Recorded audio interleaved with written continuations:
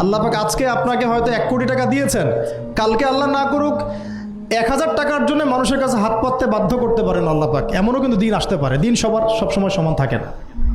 আজকে আপনার কাছে 1 কোটি টাকা আছে, কিছু মনে হচ্ছে না, কালকে কে জানে আল্লাহ না করুক যে 1000 টাকা কারো কাছে চাইতে হচ্ছে, 1000 টাকার জন্য ঠেকে গেছেন, হতে পারে না? তো রিজিককে মানুষ তাজিম না করলে রিজিক দূরে চলে যায়। দুটো বিষয় খেয়াল রাখবেন, দুটো বিষয়। এক হচ্ছে মাঝে মাঝে মনের মধ্যে কিছু আমল করার ইচ্ছা আসে না? মনে হলো যে আচ্ছা একটু 10টা আয়াত পড়ি, মনে আসে না? মাঝে মাঝে এমন মনে হয় না? ওই সময় এই যে মনের মধ্যে যে এই ইরাদাটা জাগ্রত হওয়া, এটাকে আমরা বলি ওয়ারিদ। অন্য ভাষায় আপনি বলতে পারেন মেহমান। কি বলতে পারেন? এটা আল্লাহর পক্ষ থেকে আপনার কলবের মধ্যে মেহমান হিসেবে এসেছে। এখন আপনি যদি আমলটা করেন, সেই মেহমান বারবার আপনার কলবে আসবে। যদি আপনি ওই সময় আমলটা না করেন, মেহমান চলে যাবে, মেহমান অসম্মানিত হলে পরে আর আসবে না। একইভাবে রিজিক আল্লাহ পাক দিয়েছেন, এর তাজিম যদি করতে পারেন রিজিক বেশি আসবে। রিজিকের তাজিম সম্মান করতে না পারলে রিজিক আসবে না, বেশি কমে যাবে। উসমান রাদিয়াল্লাহু আনহু সবচেয়ে ধনী ছিলেন না? কেন জানেন? কেন? এটা কি জানেন কেন ধনী ছিলেন?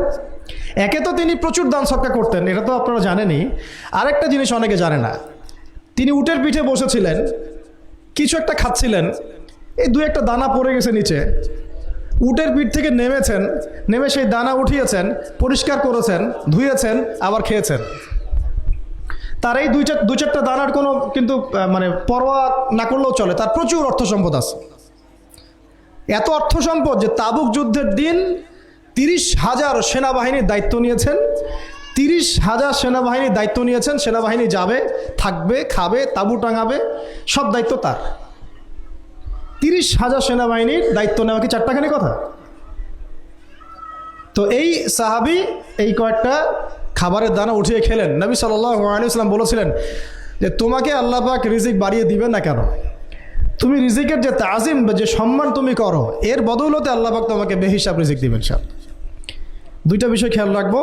আমলের মেহমান হৃদয়ের মধ্যে আসলে তাকে ফিরায় না দেওয়া, তাহলে সেই মেহমান কিন্তু আর আসবে না। মেহমানকে মূল্যায়ন করলে মেহমান বারবার আসবে ইনশাআল্লাহ।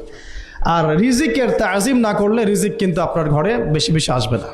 এমনি তো হারামের যুগ, এমনি সুদের যুগ, এমনি ঘুষের যুগ। অলমোস্ট এভরি ফ্যামিলি সুদখোর এখন, অলমোস্ট এভরি ফ্যামিলি। মেয়েরা স্পেশালি যারা শাশুড়ি টাইপের, আপনারা মাইন্ড করেন না, তাদের সাইকোলজি যে এতই নিচে নেমে গেছে এখন যে আমার মেয়ে জাহান্নামে যায় যাক। হ্যাঁ, আমার মেয়ে জাহান্নামে যায় যাক, সমস্যা নাই, দুনিয়াতে সে যেন ভালো থাকে। এটা কেন বললাম? একটা সুদখোরের ঘরে তুলে দিতে সে দ্বিধাবোধ করতেছে না, একটা দুর্নীতিবাজের ঘরে তুলে দিতে দ্বিধাবোধ করতেছে না, একটা ঘুষখোরের ঘরে তুলতে দ্বিধাবোধ করতেছে না।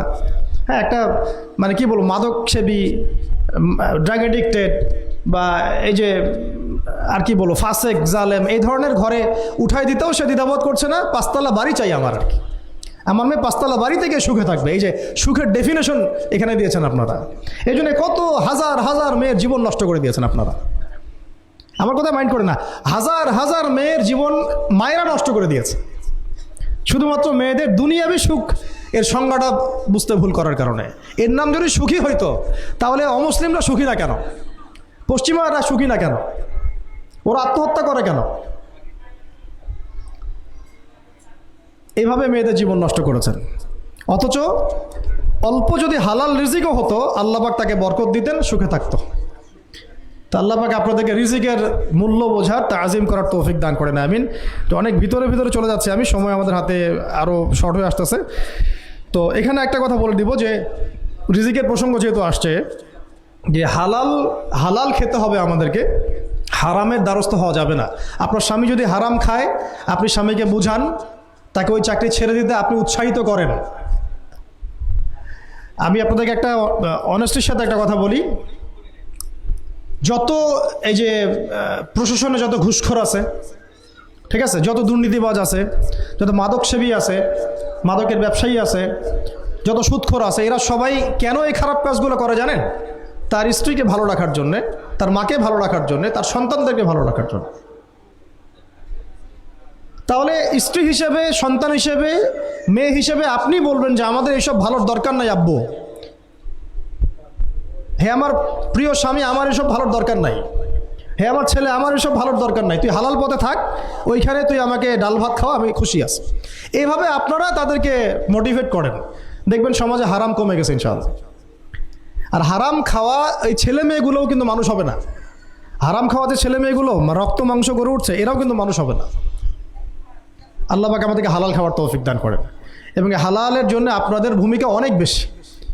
আমরা উত্তরবঙ্গ সহ দেশের বিভিন্ন জায়গায় সফর করে যেটা দেখেছি, যত সুদী এনজিও আছে না, এনজিওগুলোর মধ্যে মহিলাদের নামই বেশি, জানেন? মহিলাদের নাম বেশি সুদী এনজিওতে।